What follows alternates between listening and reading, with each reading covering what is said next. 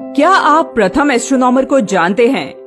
यदि आपका उत्तर आर्यभट्ट या वराहमिहिर है तो आपको ये वीडियो अवश्य देखना चाहिए।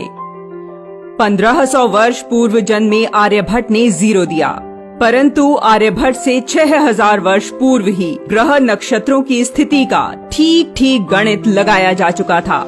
इतना ही नहीं, इस पर एक विस्तृत ग्रंथ भी संकलित किया गया था।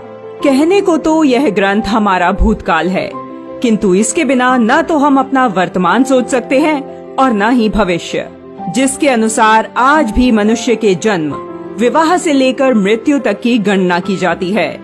यह ग्रंथ है रामायण और महान खगोल शास्त्री हैं महर्षि वाल्मीकि।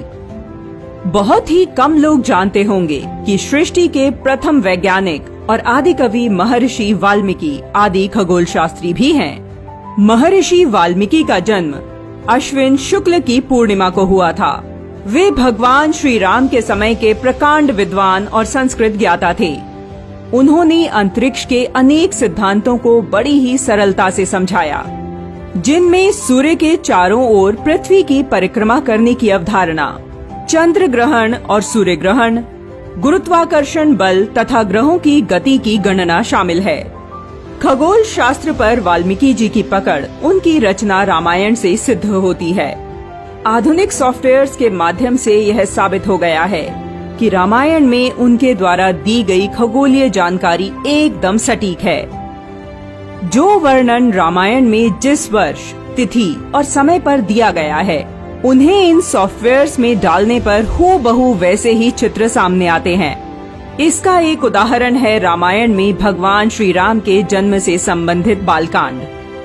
इसके 18वें सर्ग में 8वें, 9वें और 10वें श्लोक में महर्षि वाल्मीकि जी कहते हैं कि जब कौशल्या ने श्री राम को जन्म दिया, उस समय सूर्य, शुक्र, मंगल, शनि और बृहस्पति, ये 5 ग्रह अपने अपने उच्च स्थान में विद्यमान थे तथा लग्न में चंद्रमा के साथ बृहस्पति विराजमान थे। यह वैदिक काल से भारत में ग्रहों व नक्षत्रों की स्थिति बताने का तरीका रहा है।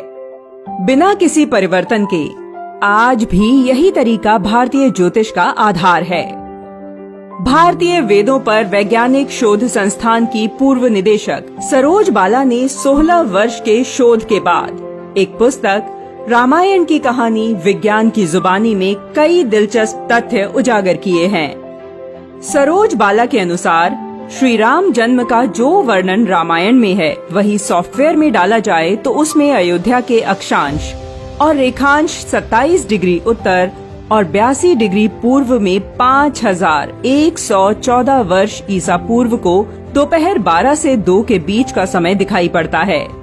ये दिन चैत्र माह के शुक्ल पक्ष की नवमी तिथि थी। यह वही समय व तिथि है जिसमें संपूर्ण भारत में रामनवमी मनाई जाती है। यह एक मात्र उदाहरण है। ऐसे सैकड़ों वर्णन रामायण से लेकर सॉफ्टवेयर में डालने से पता चलता है कि प्रत्येक प्रसंग खगोल शास्त्र की कसौटी पर खरा उतरता है। इससे यह भी स्पष्ट हो जाता है कि राम कोई मिथक नहीं और रामायण कोई कल्पना की उड़ान या माइथोलॉजी नहीं है, जिसका कि अंग्रेज और राष्ट्र विरोधियों ने सिद्ध करने का प्रयास किया है। यदि आपको भारतीय खगोल विद्या के तथ्यों को जानने में रुचि है, तो आदि खगोल शास्त्री महर्षि वाल्मीकि की लिखी रामायण को अवश्य पढ़ें।